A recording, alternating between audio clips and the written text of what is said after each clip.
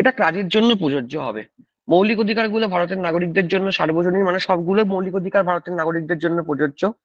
আর ভারতে বসবাসকারী কিছু বিদেশি থাকে যারা ভারতবর্ষে একটা ভিসা নিয়ে আসে, যারা কিছু দিনের জন্য ভারতবর্ষে আসে, সেটা কোনো চাকরি সূত্রে হতে পারে, সেটা কোনো পড়াশোনার সূত্রে হতে পারে, তারাও, তাদের ক্ষেত্রে এটা প্রযোজ্য, বাট তাদের ক্ষেত্রে সবগুলো নয়। যেমন আমি বলে দিই, কিছু কিছু ফান্ডামেন্টাল রাইটস এর আর্টিকেল আছে, যেমন ধরো article 15, article 16, article 19, article 29, article 30। এই যে ফান্ডামেন্টাল রাইটস গুলো, এটা শুধুমাত্র ভারতীয়দের জন্য applicable, applicable to the Indians. শুধুমাত্র এখানে এগুলো ভারতীয়দের জন্য অ্যাপ্লিকেবল, এগুলো কিন্তু ভারতে বসবাসকারী বিদেশি নাগরিকদের জন্য অ্যাপ্লিকেবল নয়। তাই জন্যই আমরা বলছি আমাদের যে ফান্ডামেন্টাল রাইটস, সেগুলো ভারতে বসবাসকারী বিদেশিদের জন্য পুরোপুরি অ্যাপ্লিকেবল নয়। যেমন আর্টিকেল 15, সেই যে ফান্ডামেন্টাল রাইট, সেটা কোনো বিদেশি এনজয় করে না। আর্টিকেল 16, সেটা কোনো ভারতে বসবাসকারী বিদেশি এনজয় করে না। আর্টিকেল 19, এগুলো কি বলা আছে সেগুলো আমরা পরে পরে পড়বো। আর্টিকেল 19, সেটা কোনো ভারতে বসবাসকারী বিদেশি এনজয় করে না। একইভাবে আর্টিকেল 29, 30, এগুলোও কোনো ভারতে বসবাসকারী বিদেশি এনজয় করতে পারে না। এটা শুধুমাত্র ভারতীয়রা এনজয় করে, যারা ভারতের নাগরিক, যারা ভারতের সিটিজেন। আর তুমি যদি বলো এমন কি কোনো ফান্ডামেন্টাল রাইট আছে যেটা ভারতের নাগরিকরা এনজয় করে না, না। কারণ যত ফান্ডামেন্টাল রাইট আছে সবগুলোই ভারতের নাগরিকদের জন্য প্রযোজ্য, কিন্তু ভারতে বসবাসকারী বিদেশি নাগরিকদের জন্য সমস্ত ফান্ডামেন্টাল রাইট প্রযোজ্য নয়। তাই জন্য আমরা বলছি পার্টলি, মানে কিছু ফান্ডামেন্টাল রাইট আছে, মানে এই 15, 16, 29 বা এগুলোকে বাদ দিলে, যেমন ধরো আর্টিকেল 17, আর্টিকেল 14, আর্টিকেল তোমার 18, আর্টিকেল 20, 21, 22, এগুলো সবার জন্য প্রযোজ্য, এখানে কোনো ব্যাপার নেই। কিন্তু কিছু কিছু ফান্ডামেন্টাল রাইট আছে, সেটা শুধুমাত্র ভারতীয়দের জন্য প্রযোজ্য, বিদেশিদের জন্য নয়। তাই ভারতে বসবাসকারী বিদেশিদের ক্ষেত্রে কিছু কিছু ফান্ডামেন্টাল রাইট প্রযোজ্য, সব নয়, পার্টলি। আর ভারতের নাগরিকদের জন্য সমস্ত ফান্ডামেন্টাল রাইট প্রযোজ্য। আমাদের মৌলিক অধিকারের কথা কোন পার্টে বলা আছে? পার্ট 3 তে বলা আছে, তৃতীয় পার্টে বলা আছে। কত থেকে কত আর্টিকেলের ভেতরে এগুলো আছে? আর্টিকেল 12 থেকে আর্টিকেল 35, এর মধ্যে আমাদের ফান্ডামেন্টাল রাইটস গুলো রয়েছে।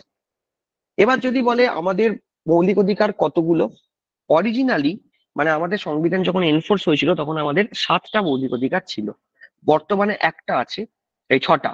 এর একটাই কারণ, একটা মৌলিক অধিকার যেটার কথা আমাদের আর্টিকেল 31-এ আছে, আগে ছিল আর কি, যেটাকে আমরা রাইট টু প্রপার্টি বলতাম।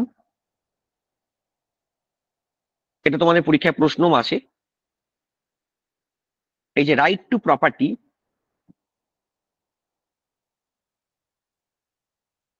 রাইট টু প্রপার্টি, এটা কিন্তু বর্তমানে আমাদের ফান্ডামেন্টাল রাইটের ভেতরে আর নেই। 44th কনস্টিটিউশনাল অ্যামেন্ডমেন্ট অ্যাক্ট, 44তম সংবিধান সংশোধনীর মাধ্যমে আমরা রাইট টু প্রপার্টিকে সরিয়ে দিয়েছি ফান্ডামেন্টাল রাইট থেকে। তাহলে রাইট টু প্রপার্টি এখন কোথায় আছে? এটা বর্তমানে আছে পার্ট 12 এর ভেতরে,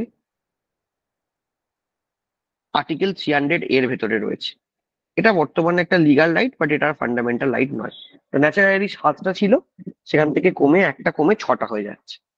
কি কি ফান্ডামেন্টাল রাইট আছে এখানে বলাও আছে, এই দেখো। মৌলিক অধিকার গুলো 6টি। যেমন ধরো, এটা বলেও দিয়েছি, 1978 সালে 44তম সংবিধান সংশোধনের মাধ্যমে সম্পত্তি অধিকার সংবিধানের মৌলিক অধিকার অংশ থেকে বাদ দেওয়া হয়েছে। বর্তমানে কতগুলো আছে? সাম্যের অধিকার, রাইট টু ইকুয়ালিটি, 14 থেকে 18 নম্বর আর্টিকেল। স্বাধীনতার অধিকার, right two freedom of religion, এই সরি, রাইট টু কি বলে এটাকে, রাইট টু ফ্রিডম, 19 থেকে 22। শোষণের বিরুদ্ধে অধিকার, রাইট এগেনস্ট এক্সপ্লয়টেশন, আর্টিকেল 23 আর 24। ধর্মীয় স্বাধীনতার অধিকার, right two freedom of religion, 25, 26, 27, 28। সংস্কৃতি এবং শিক্ষা বিষয়ক অধিকার, এবং এটা হলো আমাদের স্পেসিফিক্যালি পড়ছে হলো কালচারাল এন্ড এডুকেশনাল রাইটস। আর সংবিধানের প্রতিবিধানের অধিকার, এটা আর্টিকেল 32, 35টাকে ডিলিট, 35টা আমরা ধরি না, মেনলি 32। প্রতিবিধানের অধিকার মানে, যেটা আমি অলরেডি তোমাদেরকে বললাম, যে আমাদের কোনো ফান্ডামেন্টাল রাইট যদি ভায়োলেট হয়, আমরা সেক্ষেত্রে ডিরেক্ট সুপ্রিম কোর্টে অ্যাপ্রোচ করতে পারি। এবং তার কথা আর্টিকেল 32-তে বলা আছে, সুপ্রিম কোর্ট কি করবে না, সুপ্রিম কোর্ট আমাদের ফান্ডামেন্টাল রাইটটা ফিরিয়ে দেওয়ার চেষ্টা করবে, প্রতিকারের চেষ্টা করবে। এই হলো মোটামুটি বেসিক। আচ্ছা, এবার আমরা চলে যাই আর্টিকেল 12। আচ্ছা, এই অবধি যা যা বললাম এখানে অবধি কারোর কি কোনো ডাউট আছে? যদি এখন থাকে তো বলে দাও, নাহলে আমি আবার এর পরেরটা এগোবো। এখন অবধি যা যা বললাম এই অবধি কারোর কি কোনো ডাউট আছে কিনা একটু আমাকে বলে দাও। না স্যার। না স্যার। এই অবধি বোঝা গেছে। আচ্ছা, ঠিক আছে, আমরা নেক্সট চলে যাই আর্টিকেল 12। আর্টিকেল 12 কি বলা হয়েছে না, স্টেটের ডেফিনেশন, রাষ্ট্রের ডেফিনেশন বলা হয়েছে। এই যে আমরা বারবার একটা কথা বলি না, রাষ্ট্র এটা করতে পারে, রাষ্ট্র ওটা করতে পারে না, তো এক্স্যাক্টলি রাষ্ট্র কথাটার মানে কি, ঠিক আছে, সেটা কিন্তু আমাদের অলওয়েজ আমরা আমাদের বুঝতে পারি না আমরা। ঠিক আছে, যেমন তোমরা জানো স্টেট মানে আবার রাজ্য, তাই জন্য অনেকে আমরা গুলিয়েও ফেলি যে এক্স্যাক্টলি তাহলে রাজ্য আর রাষ্ট্রের মধ্যে পার্থক্য কি, বা এক্স্যাক্টলি রাষ্ট্র বলতে কি বোঝানো হয়েছে। রাষ্ট্র নাকি আমাদের ফান্ডামেন্টাল রাইটস গুলো কেড়ে নিতে পারে, তো রাষ্ট্র এত ক্ষমতাবান, তা রাষ্ট্র রাষ্ট্র মানেটা কি? রাষ্ট্র বলতে আর্টিকেল 12 যেটা বোঝানো হয়েছে সেটা হলো ভারত সরকার এবং ভারতের পার্লামেন্ট, সংসদ, যারা ভারতে আইন তৈরি করে তাদেরকে আমরা রাষ্ট্রের মধ্যে রেখেছি। সরকার এবং রাজ্যগুলি আইনসভা, মানে এটা আর কি রাজ্য সরকার, রাজ্য সরকার এবং রাজ্যের যে আইনসভা, যেমন আমাদের ক্ষেত্রে বিধানসভা, এটাও রাষ্ট্রের ভেতরে পড়ে। সমস্ত স্থানীয় কর্তৃপক্ষ, তার মানে আমাদের যে পঞ্চায়েত রয়েছে সেটা আমাদের লোকাল গভর্নমেন্ট, আমাদের যে একটু ছোট শহর যেগুলোকে আমরা বলি মিউনিসিপ্যালিটি, সেটাও আমাদের লোকাল গভর্নমেন্ট, এবং একটু বড় শহর মিউনিসিপাল কর্পোরেশন, যেমন আমাদের পশ্চিমবঙ্গের ক্ষেত্রে যদি বলি, কলকাতা, হাওড়া, বিধাননগর তিনটে, চন্দননগর চারটে, দুর্গাপুর, আসানসোল পাঁচটা ছটা, এবং শিলিগুড়ি সাতটা মিউনিসিপাল কর্পোরেশন আছে। তো যাই হোক, এগুলোকে লোকাল গভর্নমেন্ট বলে। এই লোকাল গভর্নমেন্টও কিন্তু আমাদের স্টেট বা রাষ্ট্রের ভেতরে পড়ছে।